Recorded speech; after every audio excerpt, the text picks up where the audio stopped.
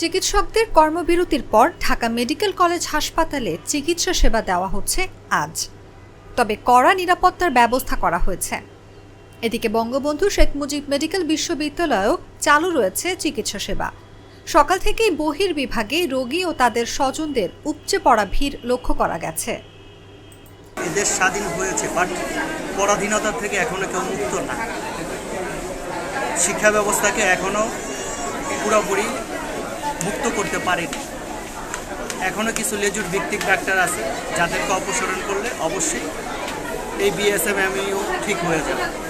সব ডাক্তার, সব যারা স্টাফ আছেন সবাই যাদের যথাযথ নিয়ম নীতি অনুসারেই তারা আসতেছে এখন। এবং কি যথেষ্ট পরিমাণ প্যাথোলজির যে ইনচার্জ আনোয়ার সাহেব, উনি নিজেও এখন ক্যান্সারদের অনেক কাজের সহায়তা করেন, যেটা কখনো নজিরবিহীন করেনি। সোমবার সকাল থেকেই বিএসএমএমইউ এর ইনডোর ও আউটডোরে সেবা কার্যক্রম চলছে। রোগী ও তাদের স্বজনদের কোনো ভোগান্তিতে পড়তে হচ্ছে না বলে জানিয়েছেন সংশ্লিষ্টরা।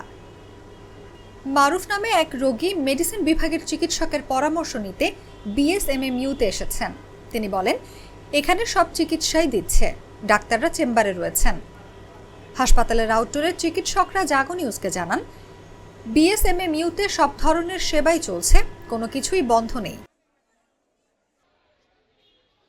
সবকিছু লাইক ওপেনিং করতেছে, সিরিয়াল মেনটেনেন্স করে দিচ্ছে, সব জায়গায় দেখতেছে, খোঁজ খবর নিচ্ছে। যে আন্তরিকতা যেটা সেটা ফিরে আসতেছে, ডে বাই ডে ফিরে আসবে, তবে সময়ের অপেক্ষা। আনসারদের কোনো ভূমিকাই নাই।